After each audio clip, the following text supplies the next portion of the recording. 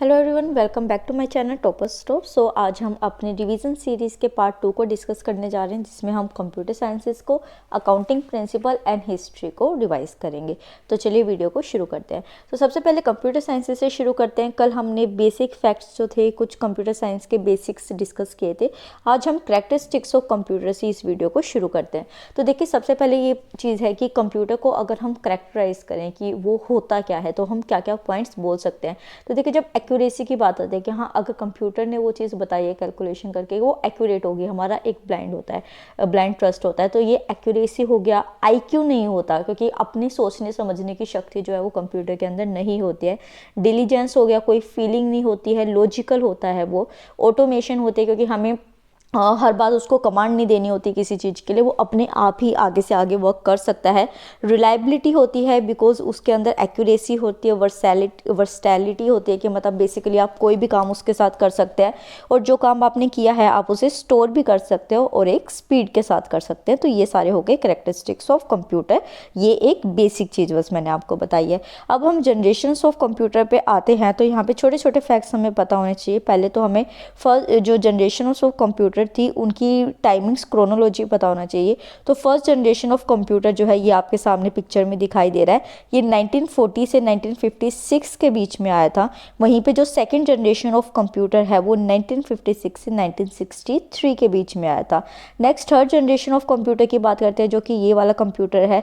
तो ये 1964 से 1971 के बीच में आया था। और फोर्थ जनरेशन ऑफ कंप्यूटर जो है, ये फोर्थ जनरेशन कौन सी है, ये वाली, जिसको कि 1971 से शुरू किया गया था। और अभी हम प्रेजेंट डे की जब बात करते हैं, इसमें भी कई कई जगह इस कंप्यूटर को यूज़ किया जाता है। और फिफ्थ जनरेशन ऑफ कंप्यूटर क्या है, ये वाले कंप्यूटर जो हम रिसेंटली यूज़ करते हैं। तो प्रेजेंट और आगे जो आर्टिफिशियल इंटेलिजेंस के ऊपर बेस्ड कंप्यूटर होंगे, उनको फिफ्थ जनरेशन ऑफ कंप्यूटर कहा जाता है। तो एक टेबुलर फॉर्म में जो है, मैं आपको सारी इन चीज़ों की डिटेल प्रोवाइड कर देती हूँ। ड्यूरेशन हमने अभी देख ही ली है। ड्यूरेशन मैंने अलग से इसलिए डाली थी क्योंकि मैं आपको फिगर दिखाना चाहती थी हर जनरेशन के कंप्यूटर का। डेट्स वाई मैंने वो स्लाइड्स वहाँ पर डाली। तो अब बात करते हैं इंटरनल कंपोनेंट की, जिसके ऊपर आपसे क्वेश्चन पूछा जा सकता है कि फर्स्ट जनरेशन, सेकंड जनरेशन और जो आगे की जनरेशन आई, तो उन जनरेशन्स के इंटरनल कंपोनेंट में क्या फ़र्क था। तो देखिए, फर्स्ट जनरेशन जो था, उसके अंदर इंटरनल कंपोनेंट हुआ करता था वैक्यूम ट्यूब। वहीं पे जब सेकंड जनरेशन आई, तो ट्रांजिस्टर्स जो थे, उन्होंने वैक्यूम ट्यूब्स को रिप्लेस कर दिया। थर्ड जनरेशन में इंटीग्रेटेड सर्किट्स आए, जिन्होंने ट्रांजिस्टर्स को रिप्लेस कर दिया।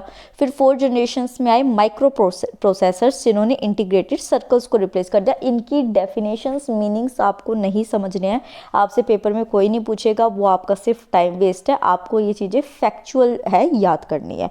और जो लास्ट ऑफ फिफ्थ जनरेशन जो हम यूज़ कर रहे हैं, तो उसमें आर्टिफिशियल इंटेलिजेंस ने माइक्रो प्रोसेसर को रिप्लेस कर दिया। और आपने ये चीज़ें जो है देखी भी होगी कि अगर कुछ टाइम पहले हम एडवर्टाइजमेंट्स देखा करते थे कंप्यूटर की, तो उसमें माइक्रो प्रोसेसर की बात की जाती थी, बट अब हर जगह आर्टिफिशियल इंटेलिजेंस की बात होती है। नेक्स्ट, साइज ऑफ कंप्यूटर की बात करते हैं। तो ये बहुत सिंपल सी चीज़ है, ये आपसे पेपर में नहीं पूछेंगे, जस्ट मैंने बता दिया कि वेरी ह्यूज हुआ करते थे फर्स्ट जनरेशन। फिर फर्स्ट जनरेशन से थोड़े छोटे हुए, फिर थोड़े छोटे, फिर माइक्रो हुए, और अब टाइनी कंप्यूटर्स भी आने लग गए हैं। स्टोरेज डिवाइसेस जो है, ये आपसे पेपर में पूछे जा सकते हैं। तो फर्स्ट जनरेशन में जो मैग्नेटिक टेप्स हुआ करती थी, वो यूज़ हुआ करती थी as a storage devices. Second generation और थर्ड जनरेशन में भी मैग्नेटिक टेप्स ही यूज़ होती थी। तो 3 जनरेशन तक आपका स्टोरेज डिवाइस सेम रहा। बट अगर अभी की बात करते हैं फोर्थ जनरेशन की, तो हार्ड डिस्क और फ्लॉपी डिस्क जो है, वो आ गई थी स्टोरेज के लिए। और अब हार्ड डिस्क और फ्लॉपी डिस्क के साथ ही ऑप्टिकल स्टोरेज जो है, फिफ्थ जनरेशन में ऐड हो चुका है। तो बहुत ईजी है याद करना, जिस तरह आप रिवाइज करेंगे और आपको ईजिली याद हो जाएंगे। वहीं पर हम प्रोग्रामिंग लैंग्वेज की बात करते हैं। तो फर्स्ट जनरेशन में मशीन लैंग्वेज यूज़ हुआ करती थी, तो सेकंड जनरेशन में असेंबली लैंग्वेज यूज़ होने लग गई। वहीं पे थर्ड जनरेशन में हाई लेवल लैंग्वेज, जैसे कि बेसिक हो गया, पास्कल हो गया, ऐसी लैंग्वेजेस यूज़ होने लगी। वहीं पे वेरी हाई लेवल लैंग्वेज में, मेरे पास कंप्यूटर साइंसेस था नहीं स्कूल टाइमिंग में, बट जो मेरे फेलो फ्रेंड्स थे, मैं उनको उससे सुना करती थी कि C++ जो है, उनका कुछ चैप्टर्स हुआ करते थे। तो ये फोर्थ जनरेशन्स में आपका आया वेरी हाई लेवल, जो आपने शायद स्कूल में भी पढ़ा होगा। और फिफ्थ जनरेशन में जो है नेचुरल लैंग्वेज यूज़ होती है, जैसे SQL या फिर प्रोलॉग हो गया। फेमस कंप्यूटर्स की बात करते हैं, तो ये बेसिकली एग्जाम्पल है, इसमें क्वेश्चन कैसे पूछे जा सकते हैं, आपको कंप्यूटर कंप्यूटर का नाम दे दिया जाएगा और फिर आपसे पूछा जाएगा कि ये कौन सी जनरेशन में आते हैं, या फिर जनरेशन का नाम दे दिया जाएगा और नीचे कंप्यूटर का नाम दे दिया जाएगा कि कौन सी जनरेशन से कौन सा कंप्यूटर रिलेट करता है। तो ENIAC हो गया, यूनिवैक है, IBM 705 जो है ये फर्स्ट जनरेशन के अंदर आते हैं। सेकेंड जनरेशन में IBM 400, IBM 1600, यूनिवैक थर्ड आता है। थर्ड जनरेशन में IBM 360, IBM 370 और यूनिवैक 9000 आता है। फोर्थ जनरेशन में IBM 3033, IBM सिस्टम 36 एंड क्रे 1 आता है। और लास्ट में आता है Pentium series laptop and palm top, ये फिफ्थ जनरेशन सीरीज में आपके आ जाते हैं। तो ये टेबल जो है बहुत इंपॉर्टेंट है, इसको आप बिल्कुल रट के घोल के पी जाइए। नेक्स्ट आते हैं क्लासिफिकेशन ऑफ कंप्यूटर पे। तो देखिए कंप्यूटर्स को क्लासीफाई किया जाता है 3 मेथड्स के, मतलब कि 3 कैटेगरीज के अंदर। फर्स्ट, किस तरीके से कंप्यूटेशन होते हैं, मतलब किस तरीके की टेक्नोलॉजी, लॉजिक या फिर कैलकुलेशन यूज होती है उसके बेसिस पे। सेकंड की साइज क्या है कंप्यूटर का, और तीसरा पर्पस क्या है। तो देखिए कंप्यूटेशन के मेथड पे अब ये वाला जो क्वेश्चन है ये भी आपसे पूछा जा सकता है।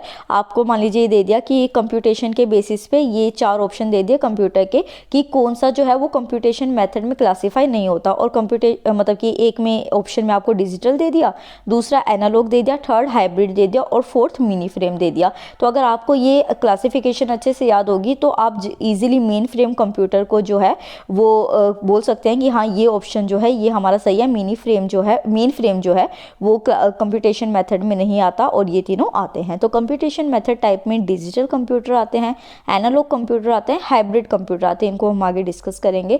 साइज एंड कैपेबिलिटी के बेसिस पे आते हैं super computer, main frame computer, mini और माइक्रो। तो मिनी और माइक्रो तो आपको इजीली याद हो ही जाएंगे। और मेन फ्रेम क्या, फ्रेम के अंदर जो कंप्यूटर है, तो फ्रेम भी तो एक स्पेसिफिक साइज की होती है, इसको ऐसे याद कर लेंगे। और सुपर कंप्यूटर है तो साइज में सुपर है, मतलब बहुत बड़ा है, तो सुपर कंप्यूटर हो गया। पर्पस के बेसिस पे ऑब्वियसली आपकी लाइफ का एक जनरल पर्पस होता है डेली की अपनी एक्टिविटीज करना, और एक स्पेशल पर्पस होता है कौन सा, EPFO का पेपर क्लियर करना। तो पर्पस ऑफ कंप्यूटर के अकॉर्डिंग क्या हो गए, जनरल पर्पस कंप्यूटर हो गए और स्पेशल पर्पस कंप्यूटर हो गए। नेक्स्ट देखते हैं जो डिटेल्स इसकी। तो एनालॉग कंप्यूटर के इसलिए मैंने ये डिटेल्स दिए हैं कि आपसे जो है उसकी फंक्शन और एग्जाम्पल पूछे जा सकते हैं, तो ये आपको करने पड़ेंगे। तो यूजेस की बात करते हैं तो ये इंजीनियरिंग और जो साइंस की रिलेटेड चीज़ें होती है, या फिर हमें एनालॉग क्वांटिटीज़ जो है वो कैलकुलेट करनी होती है, तो हम एनालॉग कंप्यूटर को यूज़ करते हैं। इसमें एग्जांपल्स होते हैं थर्मोमीटर, स्पीडोमीटर, स्फिग्नोमैनोमीटर, जो ये सारे फिजिकल टर्म्स और क्वांटिटी कैलकुलेशन के लिए यूज़ होती है, उसमें एनालॉग कंप्यूटर्स का यूज़ होता है। सेकेंड आता है डिजिटल कंप्यूटर। तो जितनी भी लाइफ की फील्ड्स होते हैं या फिर मैथमेटिकली कैलकुलेशंस हमको करनी होती है तो वो डिजिटल कंप्यूटर के थ्रू होती है। इसमें एग्जांपल में आता है स्कोर बोर्ड हो गया, आपका एप्पल मैकिनटोश हो गया, डिजिटल पेट्रोल पंप हो गए, तो इन सारी जगह डिजिटल कंप्यूटर्स का यूज़ होता है। फिर आते हैं हाइब्रिड कंप्यूटर्स। तो देखिए हॉस्पिटल ICU, जैसे आप देखते हैं ना कि वो टीवी में भी दिखाते हैं कि स्क्रीन दिखाते हैं, उसमें हार्ट बीट चल रही होती है, फिर वो एकदम से लाइन हो जाती है, तो वो क्या होते हैं, हाइब्रिड कंप्यूटर्स होते हैं स्पेसिफिकली वहाँ पे। ये साइंटिफिक लैब्स में यूज़ होते हैं, पेट्रोल पंप्स में यूज़ होते हैं, इंडस्ट्रियल यूनिट्स में यूज़ होते हैं, और ICU हॉस्पिटल कंप्यूटर जो है वो इसका एग्जाम्पल है। नेक्स्ट आते हैं साइज के बेसिस पे। तो सबसे पहले डिस्कस करते हैं माइक्रो कंप्यूटर को। तो माइक्रो कंप्यूटर जो होता है उसमें बेसिकली सिंगल चिप प्रोसेसर होता है, जिसमें उनका खुद का CPU होता है, मेमोरी यूनिट होती है, IO डिवाइसेस होते हैं और स्टोरेज डिवाइसेस होते हैं। और ये जो कंप्यूटर्स होते हैं ये डिज़ाइन होते हैं ताकि एक इंडिविजुअल अपने पर्सनल लेवल पे उसको यूज़ कर सके। जैसे आप देख ही सकते हैं ये टैब हो गया, ये लैपटॉप हो गया, तो इस तरीके की चीज़ें इंडिविजुअल लेवल पर यूज़ हो सकती है होम कंप्यूटिंग के लिए, एजुकेशन के लिए या मीडिया के लिए। इसके एग्जाम्पल्स हो गए आपके पर्सनल कंप्यूटर, लैपटॉप और पाम टॉप कंप्यूटर्स। नेक्स्ट आते हैं मिनी कंप्यूटर। तो मिनी कंप्यूटर्स जो होते हैं उनको मिड लेवल कंप्यूटर्स के नाम से भी जाना जाता है। ये वाला पॉइंट आपके प्रीलिम्स के लिए इंपॉर्टेंट हो जाता है। तो ये जो मिनी कंप्यूटर्स होते हैं ये मल्टी प्रोसेसिंग सिस्टम होते हैं जिनमें टर्मिनल्स अटैच होते हैं, और ये सपोर्ट कर सकते हैं 4 से 200 यूज़र्स को साइमल्टेनियसली, मतलब एक साथ जो है 4 से 200 यूज़र्स इन मिनी कंप्यूटर्स को यूज़ कर सकते हैं। और ये स्मॉल कंपनीज़ में यूज़ होते हैं जहाँ पे कि स्पीड ऑफ ऑपरेशन और कैपेसिटी जो होती है वो हाईली क्रिटिकल नहीं होती है। इसका एग्जाम्पल होता है DEC वैक्स IBM AS400। देखिए टेक्नोलॉजिकली मेरे को नॉलेज थोड़ी कम होती है तो इस वजह से मैं इसको पूरा एक्सप्लेन नहीं कर सकती, बट मे बी आपको समझ आ जाए। Next is main frame computers. तो मेन फ्रेम कंप्यूटर्स जो होते हैं वो बिगेस्ट और most protective general purpose systems के लिए यूज़ होते हैं, जहाँ पे डायनेमिक कंप्यूटिंग नीड्स की ज़रूरत होती है बिग ऑर्गेनाइजेशंस में, वहाँ पे मेन फ्रेम कंप्यूटर्स को यूज़ किया जाता है। और यहाँ पे 100 ऑफ टर्मिनल्स, मतलब कि 100 और हंड्रेड ऑफ इंडिविजुअल्स जो है वो सेम टाइम पे इसको यूज़ कर सकते हैं, और एक टर्मिनल जो होता है उसमें मॉनिटर और कीबोर्ड होता है जो कि एक पर्सन को अलाउ करता है ताकि वो अपनी इंफॉर्मेशन को एंटर कर सके और कंप्यूटर से उसको रिट्राइव कर सके। इसके जो यूजेस होते हैं वो लार्ज ऑर्गेनाइजेशन, बैंक्स के अंदर, एयरलाइन रिजर्वेशंस, मतलब कि कनेक्टेड जो चीज़ें होती हैं पूरे एक ब्रांचेस लेवल पे होती है, वहाँ पे मेन फ्रेम कंप्यूटर यूज़ होते हैं। और इसका एग्जाम्पल है IBM S-390 and HP 9000। Next और लास्ट देखते हैं सुपर कंप्यूटर्स के बारे में। तो सुपर कंप्यूटर जो होता है वो सिंगल कंप्यूटर सिस्टम होता है। ये देख रहे हैं आप कितने बड़े बड़े कंप्यूटर है, ये सिंपल एक कंप्यूटर है। इसमें मल्टीपल हाई परफॉर्मेंस कंप्यूटर्स होते हैं जो कि पैरेलली वर्क करते हैं। देखिए एक साथ लगा रखा है ना इनको ऐसे पैरेलल वे में, तो पैरेलल वे में एक सिंगल सिस्टम की तरह काम करते हैं। और ये मतलब कि 28.0.6 ट्रिलियन कैलकुलेशंस जो है वो पर सेकेंड में कर सकते हैं। ये इतनी हाई क्वालिटी के होते हैं। इसके बाद जो है ये वाली जो स्लाइड है ना, ये स्पेसिफिकली मैंने टाइप नहीं की है, मैंने आपको उसका पेज की फ़ोटो दे दी है। तो ये वाली चीज़ आपको रट लेनी है क्योंकि ये सुपर कंप्यूटर जो इंडिया के अंदर है ना, उनका नाम दिया है। तो आपको ऑप्शंस में दे दिया जाएगा, 4 कंप्यूटर के नाम दे दिए जाएंगे और आपसे पूछा जाएगा कि इनमें से कौन सा सुपर कंप्यूटर है या नहीं है। तो ये वाले नाम्स आपको अच्छे से याद करने हैं, ठीक है। नेक्स्ट देखते हैं, अकाउंटिंग प्रिंसिपल्स के ऊपर आते हैं। इससे पहले अभी तक वीडियो पसंद आई है तो अभी की अभी लाइक कर दीजिए, वीडियो को न्यू है तो चैनल को सब्सक्राइब करके बेल आइकन पे क्लिक कर दीजिए। तो देखिए कैरेक्टरिस्टिक्स ऑफ अकाउंटिंग की बात करते हैं। कल हम बेसिक्स हमने डिस्कस किए थे थोड़े से। तो अगर जितने भी फाइनेंशियल इवेंट्स होते हैं, अगर हमको उन्हें आइडेंटिफाई करना होता है तो हमें अकाउंटिंग की वहाँ पर ज़रूरत पड़ती है। बिजनेस ट्रांजेक्शन्स जो हैं जितनी भी होती हैं साथ के साथ हम किसी भी डीलर्स के बीच में या फिर कई लेवल पे, मल्टी लेवल पे भी या फिर यूनी लेवल पे भी, उसकी रिकॉर्डिंग जो की जाती है वो भी अकाउंटिंग में ही की जाती है। किस तरीके की बिजनेस ट्रांजैक्शन हुई है इसका भी जो क्लासिफिकेशन होता है वो अकाउंटिंग के अंदर किया जाता है। अब ये जो ट्रांजैक्शन हुए और फाइनेंशियल इवेंट्स हुए, इनकी इंफॉर्मेशन को समराइज करके आगे फॉरवर्ड करना भी अकाउंटिंग के कैरेक्टरिस्टिक्स के अंदर आता है। और जब ये इंफॉर्मेशन समराइज हो गई तो जो वहाँ पे मेन फॉर्म में मैनेजर्स होते हैं या फिर जो हायर अथॉरिटीज़ होते हैं वो इस रिजल्ट को किस तरीके से इंटरप्रेट करते हैं, या फिर जो डाटा एनालिसिस वाले चीज़ें होती है वो किस तरीके से रिजल्ट को इंटरप्रेट करते हैं, वो भी अकाउंटिंग के कैरेक्टरिस्टिक्स के अंदर ही आते हैं। ये आपको याद रखना है। जस्ट एक स्मॉल मैं स्टेप्स की सीरीज़ आपको बता देती हूँ ताकि आपको इजीली याद हो जाए। तो सबसे पहले क्या करना, किसी आइडेंटिफाई करना किसी भी अकाउंटिंग की चीज़ को, फिर उसको मेज़र करना, उसे रिकॉर्ड करना, उसे क्लासिफाई करना, समराइज़ करना, एनालाइज करना, इंटरप्रेट करना और फिर कम्युनिकेट करना आगे किसी और को। ये सारे कैरेक्टरिस्टिक्स होते हैं अकाउंटिंग के अंदर, ठीक है। नेक्स्ट देखते हैं कि अकाउंटिंग प्रोसेस जो होता है उसमें क्या क्या स्टेप्स होते हैं, मतलब सीरीज वाइज क्या स्टेप्स होते हैं। सबसे पहले जो ट्रांजैक्शन हुई है उसको आइडेंटिफाई करना अकाउंटिंग प्रिंसिपल का फर्स्ट स्टेप है। यहाँ पे आपको ये स्टेप्स अच्छे से फर्स्ट, सेकंड, थर्ड नंबर से ही याद होने चाहिए, क्योंकि आपसे पूछा जा सकता है कि कौन सा स्टेप किसके पहले है किसके बाद है, या फिर नंबरिंग पूछी जा सकती है, ठीक है। तो आइडेंटिफाई द ट्रांजैक्शन जो है वो फर्स्ट स्टेप है अकाउंटिंग प्रिंसिपल का। उसके बाद जो भी ट्रांजैक्शन हुई है उसको एक जर्नल में रिकॉर्ड करना, मतलब कि उसका एक स्पेसिफिकली जैसे होता है ना हार्ड कॉपी मेंटेन करना, उसमें रिकॉर्ड करना ट्रांजैक्शन को, वो सेकंड स्टेप है। Posting in the ledger. देखिए लेजर क्या होता है, लेजर जो होता है वो एक ऐसी अकाउंट बुक होती है जिसके अंदर जितनी भी इंफॉर्मेशन होती है ट्रांजैक्शन से रिलेटेड वो रिकॉर्ड की जाती है और फिर बाद में उसको फॉरवर्ड किया जाता है आगे, जिससे कि पता चल जाता है कि कितना डेबिट और कितना क्रेडिट हुआ है अमाउंट। तो ये होता है लेजर, एक तरीके की बुक होती है।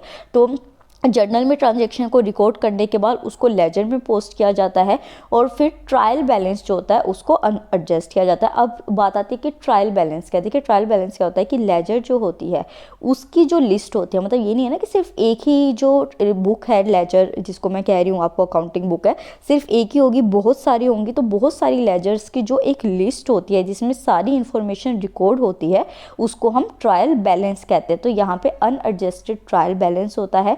फिर जो एंट्रीज होती है उनको क्लोज कर दिया जाता है। एक फाइनेंशियल स्टेटमेंट प्रिपेयर की जाती है उस पूरे टाइम ड्यूरेशन की। दोबारा ये जो अनएडजस्टेड ट्रायल बैलेंस था इसको एडजस्ट किया जाता है और जो जर्नल के अंदर एंट्रीज होती है उनको एडजस्ट फाइनल स्टेप्स में किया जाता है। तो ये आपको रिवाइज करना पड़ेगा। इसको आप जो है अपने मेन जो गैलरी है उसमें रखिए ताकि आप कभी भी अपना फ़ोन चला रहे हैं तो इस वाली पिक्चर को आप देखते रहे और रिवाइज करते रहे। ये तो हमने डिस्कस की अकाउंटिंग प्रोसेस क्या होता है। अब जो अकाउंटिंग साइकिल होती है वो किस तरीके से काम करती है हम वो डिस्कस करते हैं। देखिए इसमें क्या हुआ, सेम वही स्टेप्स होते हैं, जैसे कि यहाँ पे ट्रांजैक्शन को आइडेंटिफाई किया गया है, यहाँ पे भी ट्रांजैक्शंस जो हैं उनको सबसे पहले आइडेंटिफाई किया जाएगा, फिर उसको वही होगा जर्नल में एंट्री की जाएगी, उसकी रिकॉर्ड किया जाएगा। ठीक है, यहाँ पे क्या होता था कि जो पोस्टिंग होती थी लेजर में, वैसे ही यहाँ पे लेजर के अंदर एडजस्टेड एंट्रीज होंगी, फिर यहाँ पे अनएडजस्टेड ट्रायल बैलेंस होगा। अब यहाँ पे देखिए क्या था कि पहले यहाँ पे अनएडजस्टेड ट्रायल बैलेंस के बाद क्लोज एंट्रीज हो जाया करती थी प्रोसेस के अंदर, पर साइकिल के अंदर क्या होगा, अनएडजस्टेड ट्रायल बैलेंस के बाद एडजस्टेड एंट्रीज होंगी और फिर उसके बाद एडजस्टेड ट्रायल बैलेंस होगा। यहाँ पे क्या होता था, प्रिपरेशन ऑफ फाइनेंशियल स्टेटमेंट होती थी, बट यहाँ पे फाइनेंशियल स्टेटमेंट पहले नहीं होगी, बाद में होगी। एडजस्टेड ट्रायल बैलेंस के बाद फाइनेंशियल स्टेटमेंट बनाई जाएगी और लास्ट में जो बुक होगी उसको क्लोज कर दिया जाएगा। तो थोड़ा सा डिफरेंस है ये आपका इन दोनों के अंदर, तो यहाँ पे आपको कंफ्यूज नहीं होना, ये तभी होगा जब आप रिविजन अच्छी तरीके से करेंगे। ये तो हो गई प्रोसेस की बात और इनकी बात, और ये इंपॉर्टेंट है कंटेंट आपका अब तक का। अब एडवांटेज और डिसएडवांटेजेस देखते हैं अकाउंटिंग के। तो बेसिकली एडवांटेजेस सिंपल सी बात है कि बिजनेस रिकॉर्ड्स जो हैं वो हमारे मेंटेन हो जाते हैं अगर हम अकाउंटिंग करते हैं, फाइनेंशियल स्टेटमेंट्स की प्रिपरेशन हो जाती है, जो भी रिजल्ट्स आते हैं हम उसको कंपेयर कर सकते हैं कि ये प्रॉफिट हो रहा है या लॉस हो रहा है। डिसीजन मेकिंग हो सकती है रिजल्ट के बेसिस पे। फिर जो लीगल मैटर्स अगर कोई हो जाते हैं तो उसमें अकाउंटिंग की जो बुक्स होती है वो एज एन एविडेंस काम आ सकती है, या फिर जो अकाउंट्स होते हैं या फिर जो रिलेटेड पार्टीज होती है इनको इन्फॉर्मेशन प्रोवाइड करना जो भी अकाउंटिंग से रिलेटेड है उस कंपनी की, या फिर टैक्सेशन मैटर्स है उसमें हेल्प होती है। बिजनेस का वैल्यूएशन कि बिजनेस जो है वो अप्रिशिएट हुआ है, डेप्रिशिएट हुआ है, किस तरीके का अभी चल रहा है सिनेरियोस बिजनेस इकोनॉमी के अंदर। और जो मेमोरी होती है उसका एक तरीके से रिप्लेसमेंट होता है, मतलब कि आपको हर चीज़ दिमाग में नहीं रखनी होती, आप रिकॉर्ड्स में उसको मेंटेन कर सकते हैं। ये है एडवांटेजेस ऑफ अकाउंटिंग। वहीं पे डिसएडवांटेजेस ऑफ अकाउंटिंग को देखते हैं तो expresses accounting information in terms of money. तो हर चीज़ को जो अकाउंटिंग इन्फॉर्मेशन है उसको मनी के टर्म्स में एक्सप्रेस करना होता है हमको। एस्टिमेट्स के बेसिस पे अकाउंटिंग इन्फॉर्मेशन जो होती है वो बेस होती है। अकाउंटिंग इन्फॉर्मेशन जो है वो बायस भी कर सकती है, मतलब कि फ़र्क कर सकती है, और जो उसको रिकॉर्ड कर रहा है वो शायद गलत इन्फॉर्मेशन वहाँ पे रिकॉर्ड कर दे। Fixed assets at the original cost को रिकॉर्ड करना, अकाउंट्स को मैनिपुलेट भी किया जा सकता है, और मनी जो है एज अ मेजरमेंट यूनिट अगर देखते हैं तो उसमें की वैल्यू में चेंज भी किया जा सकता है। नेक्स्ट देखते हैं कि अकाउंटिंग की लिमिटेशंस क्या होती है। पहली बात तो अकाउंटिंग जो होती है वो फुली एग्जैक्ट नहीं होती है, ये कोई रिलायबल वैल्यू को इंडिकेट नहीं करती कि जिस पे आप ब्लाइंडली ट्रस्ट कर सकते हैं। जो क्वालिटेटिव एलिमेंट्स होते हैं, देखिए यहाँ पे सिर्फ मनी की बात हो रही है ना, मतलब क्वांटिटेटिव टर्म्स में चीज़ें हो रही है, तो जो क्वालिटेटिव एलिमेंट्स होते हैं उनको यहाँ पे इग्नोर कर दिया जाता है। प्राइस लेवल के जो चेंजेस होते हैं, जैसे कि रुपी का डेप्रिसिएशन हो रहा है या अप्रिसिएशन हो रहा है, तो उसके इफेक्ट को इग्नोर किया जाता है, और वहीं पे अनरियलिस्टिक इन्फॉर्मेशन जो है वो भी प्रोवाइड की जा सकती है, और विंडो ड्रेसिंग भी यहाँ पे हो सकते हैं। तो ये जस्ट आपको अपने एक बेसिक्स क्लियर रखने चाहिए। अब टाइप्स ऑफ अकाउंटिंग को डिस्कस करते हैं और इसको हम डिटेल में डिस्कस करेंगे। तो टाइप्स ऑफ अकाउंटिंग में सबसे पहले आती है हमारी फाइनेंशियल अकाउंटिंग, सेकेंड आती है प्रोजेक्ट अकाउंटिंग, थर्ड है मैनेजरियल अकाउंटिंग, फोर्थ आती है government accounting, fifth is forensic accounting, sixth is tax accounting and seventh is cost accounting. इनमें से जो हम बेसिक हमें अपने ईपीएफओ के एग्जाम के लिए पढ़नी है उनकी मैं डिटेल आपको बताती हूँ। तो सबसे पहले फाइनेंशियल अकाउंटिंग को डिस्कस करते हैं। तो देखिए फाइनेंशियल अकाउंटिंग जो है वो एक ऐसा प्रोसेस है जिसमें मेजरमेंट की जाती है, प्रोसेसिंग की जाती है और फिर कम्युनिकेट किया जाता है फाइनेंशियल इन्फॉर्मेशन का। मतलब जो अकाउंटेंट है वो ओनर को या इन्वेस्टर को पहले फाइनेंशियल इन्फॉर्मेशन को मेजर करेगा, उसे प्रोसेस करेगा और फिर इसको कम्युनिकेट करेगा। वो फाइनेंशियल अकाउंटिंग होती है। किसके बारे में? किसी भी बिजनेस आइडिया के बारे में, किसी भी ऑर्गेनाइजेशन के बारे में। और किसको करता है? ओनर को, इन्वेस्टर्स को या फिर क्रेडिटर्स को, या जितनी भी रिलेटेड पार्टीज होती है, इसको हम फाइनेंशियल अकाउंटिंग कहते हैं। फाइनेंशियल अकाउंटिंग को अगर हम सिंपली फॉर्म में डिफाइन करते हैं तो ये बेसिकली फाइनेंशियल इन्फॉर्मेशन की कलेक्शन और प्रोसेसिंग होती है, ताकि जो आगे की ऑर्गेनाइजेशन है, पार्टी है, इन्वेस्टर है या जो ओनर है, वो एक अच्छा डिसीजन मेकिंग जो है उस इंफॉर्मेशन मतलब फाइनेंशियल चीज़ से रिलेटेड ले सके। फाइनेंशियल अकाउंटिंग जो होती है वो कॉन्ट्रास्ट करती है मैनेजर अकाउंटिंग से, मतलब आगे जो हम मैनेजमेंट अकाउंटिंग पढ़ेंगे। बिकॉज फाइनेंशियल अकाउंटिंग जो होती है वो बेसिकली इंफॉर्मेशन को प्रोवाइड करती है for decision making within the regulation organisation, और ये बहुत ही अनरेगुलेटेड होती है, जबकि मैनेजमेंट अकाउंटिंग ऐसा नहीं होता है। मैनेजमेंट अकाउंटिंग जो होती है वो हाईली अनरेगुलेटेड होती है, बट जो फाइनेंशियल अकाउंटिंग होती है वो बहुत ही हैवली रेगुलेटेड होती है। तो ये वाले पॉइंट्स भी आपको याद रखने हैं। नेक्स्ट डिस्कस करते हैं कॉस्ट अकाउंटिंग को। तो कॉस्ट अकाउंटिंग में 3 ऑब्जेक्टिव होते हैं। फर्स्ट तो कॉस्ट कंट्रोल करना, सेकंड इज कॉस्ट को कंप्यूटेशन करना मतलब कि कैलकुलेट करना, और थर्ड इज कॉस्ट को रिडक्शन करना ताकि अकाउंटिंग प्रिंसिपल्स जो है वो हमारे फॉलो हो सके। मीनिंग ऑफ कॉस्ट अकाउंटिंग में बेसिकली जो रिकॉर्डिंग, क्लासिफाइंग एंड समराइजिंग होती है, डिटर्मिनेशन होता है किसी भी प्रोडक्ट और सर्विसेज की कॉस्ट को। तो पहले रिकॉर्ड करना, फिर उसे क्लासिफाई करना, समराइज करना और फिर डिटरमाइन करना कि किसी भी प्रोडक्ट या सर्विस की कॉस्ट क्या हो सकती है, और फिर प्लान करना, कंट्रोल करना और रिड्यूस करना ऐसी कॉस्ट को ताकि जो आगे कंज्यूमर है उसको एक बेनिफिशियल लेवल पे कोई भी सर्विस या गुड्स जो है प्रोवाइड हो सके। और फिर मैनेजमेंट जो है उसको इंफॉर्मेशन फर्निश करना मतलब कि देना इंफॉर्मेशन ताकि वो अपना एक एडिक्वेट डिसीजन मेकिंग कर सके। इसको हम कॉस्ट अकाउंटिंग के नाम से जानते हैं। कॉस्ट अकाउंटिंग के ऑब्जेक्टिव क्या होते हैं कि पहले कॉस्ट को डिटरमाइन करना कि किसी प्रोडक्ट की क्या कॉस्ट होगी, फिर उस कॉस्ट को कंट्रोल करना, कॉस्ट कंट्रोल करके फिर डिसीजन मेकिंग इंफॉर्मेशन जो है वो मैनेजमेंट को देना, फिर सेलिंग प्राइस को डिटरमाइन करना कि किस रेट पे ये बिकेगी जब मैनेजमेंट अपना फाइनल डिसीजन दे देगी, और फिर कॉस्ट को रिड्यूस करके मार्केट में उस चीज़ को बेच देना जो होता है वो कॉस्ट अकाउंटिंग के अंदर आता है। नेक्स्ट देखते हैं हम मैनेजमेंट अकाउंटिंग को। तो ये वो ब्रांच होती है अकाउंटिंग की जो कि बेसिकली अकाउंटिंग इंफॉर्मेशन को प्रेजेंट करती है और प्रोवाइड करती है मैनेजर्स को, जितने भी सिस्टम मतलब कि कंपनी से रिलेटेड मैनेजर्स होते हैं या फिर जो मैनेजमेंट सिस्टम होता है उस कंपनी का, तो एक सिस्टमेटिक वे में प्रेजेंट करना और प्रोवाइड करना अकाउंटिंग इंफॉर्मेशन को मैनेजर्स को, वो मैनेजमेंट अकाउंटिंग के अंदर आता है ताकि वो प्लानिंग कर सके, कंट्रोल कर सके और डिसीजन मेकिंग कर सके एक एफिशिएंट और इफेक्टिव वे के अंदर। आगे देखते हैं कि ऑब्जेक्टिव्स क्या होते हैं मैनेजमेंट अकाउंटिंग के। तो पहली बात प्लान करना कि किसी भी चीज़ को, मतलब मान लीजिए किसी प्रोडक्ट को ही सेल करना है तो उसकी प्लानिंग करना कि इसको हम किस तरीके से सेल कर सकते हैं। फिर एक टीम बनाई जाती है, उसमें डिसीजन मेकिंग होते हैं। टीम का जो लीडर होता है वो टीम मेंबर्स को मोटिवेट करता है। बिजनेस ऑपरेशंस को कंट्रोल करना, बिजनेस प्रॉब्लम की जो एरियाज है उनको एलिमिनेट करना और फिर एंड में रिपोर्ट करना, ये सभी मैनेजमेंट अकाउंटिंग के ऑब्जेक्टिव्स के अंदर आता है। नेक्स्ट देखते हैं रोल्स ऑफ मैनेजमेंट अकाउंटिंग क्या होता है। तो एफिशिएंट प्लानिंग करना, increase efficiency to business operation, मतलब कि जो बिजनेस ऑपरेशन हो रहे हैं उनके अंदर अकाउंटिंग मतलब मैनेजमेंट अकाउंटिंग के अंदर जो है एफिशिएंसी लेके आना, एफिशिएंट कंट्रोल रखना जो भी मैनेजमेंट टीम है या फिर जो आगे के वर्क्स होने वाले हैं, लेबर एफिशिएंसी को इंक्रीज करना, मैनेजमेंट एफिशिएंसी को अचीव करना, मैनेजमेंट फंक्शंस का हेल्प करना, और फिर जो भी डिसीजन मेकिंग होती है और इंफॉर्मेशन होती है उसको कम्युनिकेट करना जो होता है वो मैनेजमेंट अकाउंटिंग के अंदर आएगा। बाद में आता है कॉर्पोरेट सोशल रिस्पॉन्सिबिलिटी के अंदर।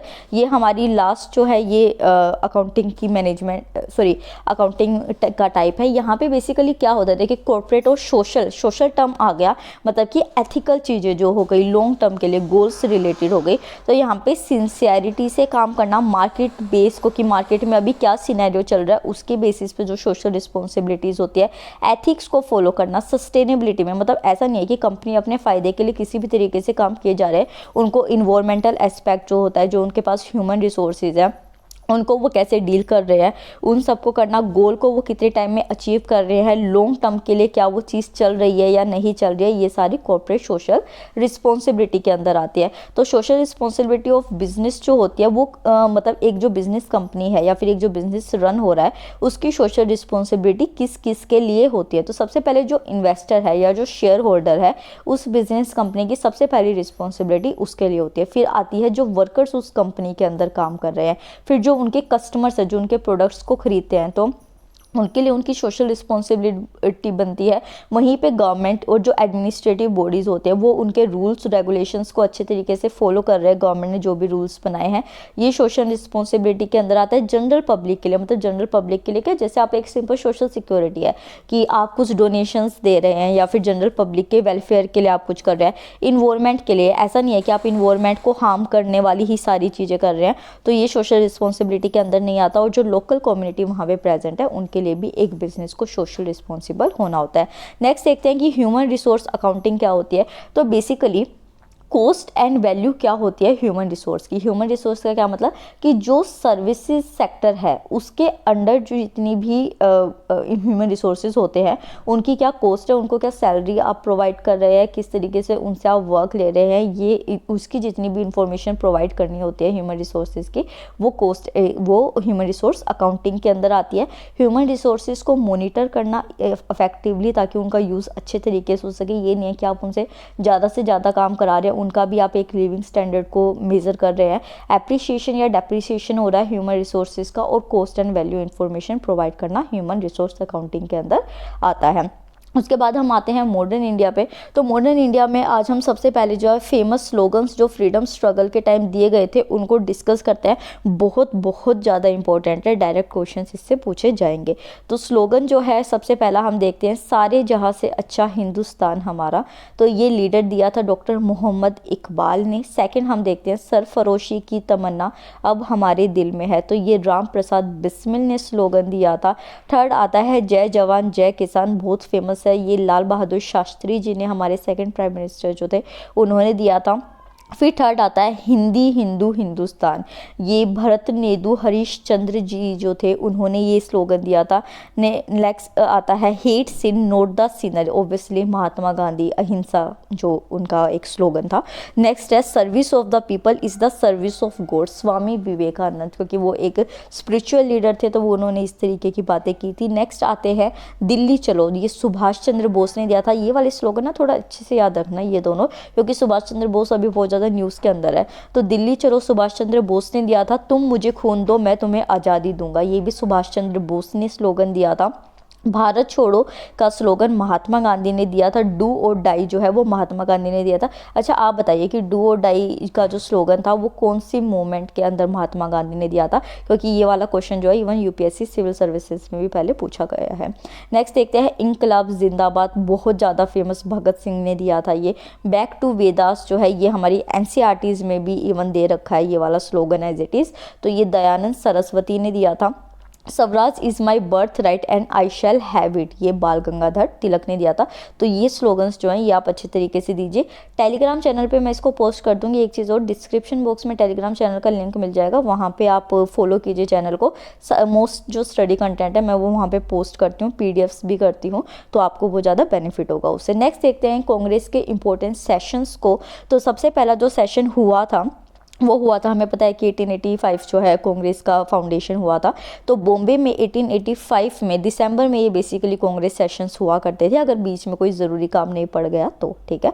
तो बॉम्बे 1885 में जो है फर्स्ट सेशन ऑफ कांग्रेस हुआ था, और कहाँ पे हुआ था, गोकुल दास तेजपाल संस्कृत कॉलेज में किया था। और आपको इसका बताना है कि ये इनके जो प्रेसिडेंट थे वो कौन थे फर्स्ट के, ये वाला क्वेश्चन भी सिविल सर्विसेज में आ रखा है। नेक्स्ट है मद्रास के बारे में। मद्रास जो था उसमें 1887 में हुआ था, इम्पोर्टेंट सेशन था। यहाँ पे बदरुद्दीन तैयबजी जो थे वो फर्स्ट मुस्लिम प्रेसिडेंट बने थे। तो इस तरीके के फैक्ट्स वाले आपको सेशंस याद रखने हैं जो पेपर में आपसे पूछे जाएंगे। फिर 1906 में बात करते हैं, तो कोलकाता जो है यहाँ पे पार्टीशन ऑफ बंगाल हो चुका था 1905 में। तो 1906 में वर्ड स्वराज जो था वो फर्स्ट टाइम यूज़ किया गया था कलकत्ता के अंदर। नेक्स्ट डिस्कस करते हैं सूरत में। तो 1907 में हुआ था सूरत का कांग्रेस सेशन। यहाँ पे मॉडरेट और जो एक्सट्रीमिस्ट थे उनका स्प्लिट हो गया था, जिसको कि सूरत स्प्लिट के नाम से भी जाना जाता है। नेक्स्ट आते हैं 1916 में लखनऊ के अंदर कांग्रेस का सेशन हुआ था, जहाँ पे दोबारा कांग्रेस का मर्जर हो गया था, मतलब मॉडरेट्स और जो एक्सट्रीमिस्ट थे वो दोबारा आके मिल गए थे। किसके एफर्ट से मिले थे ये आपको पता होगा कि एनी बसंत जो थी उनके मतलब कि एफर्ट्स की वजह से बेसिकली लखनऊ में 1916 में मर्जर ऑफ कांग्रेस हो गया था। नेक्स्ट 1917 में देखते हैं, कोलकाता के अंदर एनी बसंत जो थी वो फर्स्ट वीमेन प्रेसिडेंट बनी थी। ये क्वेश्चन जो है ना ये थोड़ा वो होता है कि हम कंफ्यूज किस लिए हो जाते हैं कि यहाँ मान लीजिए यूपीएससी पूछ लेते हैं कि फर्स्ट प्रेसिडेंट कौन थी, वीमेन प्रेसिडेंट जो थी, और हम सरोजिनी नायडू को टिक कराते हैं, बट सरोजिनी नायडू नहीं थी, एनी बसंत थी। सरोजिनी नायडू जो थी वो फर्स्ट इंडियन वीमेन प्रेसिडेंट थी, ठीक है। पर फर्स्ट खाली वीमेन प्रेसिडेंट अगर वहाँ लिखा होगा तो एनी बसंत पे आप टिक करके आएंगे। नेक्स्ट जो है 1924 में बेलगाम जो है उसमें फर्स्ट टाइम जो था ऐसा सेशन था जो कि महात्मा गांधी ने प्रिसाइड किया था, और ओनली सेशन था, इसके अलावा कोई और सेशन महात्मा गांधी ने प्रिसाइड नहीं किया था। नेक्स्ट 1925 में कानपुर के अंदर सरोजनी नायडू जो थी वो फर्स्ट इंडियन वीमेन बनी थी जो कि प्रेसिडेंट बनी थी, यही जो मैंने पॉइंट अभी आपको बताया। वहीं पे 1929 के अंदर लाहौर के अंदर पूर्ण स्वराज का रेजोल्यूशन जो था, पूर्ण स्वराज का रेजोल्यूशन किसने कहा था? जवाहरलाल नेहरू ने ही कहा था, और यहाँ पे भी उनको प्रिसाइड भी जवाहरलाल नेहरू ने कहा था, क्योंकि उन्होंने कहा था कि हमें डोमिनियन स्टेटस नहीं चाहिए, अब हमें जो है अपना स्वराज चाहिए, दोबारा इंडिपेंडेंस चाहिए, तो इस वजह से उसको पूर्ण स्वराज कहा गया।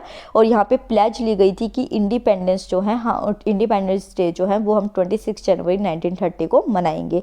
फैजपुर जो है 1937 में सेशन हुआ था, और यहाँ पे कॉन्स्टिट्यूएंट असेंबली जो है उसकी डिमांड रखी गई थी। तो ये सारे सेशंस आप याद रखेंगे। नेक्स्ट एक पर्सनैलिटी को हम डिस्कस करते हैं, तो आज हम दादा भाई नौरोजी को डिस्कस करेंगे।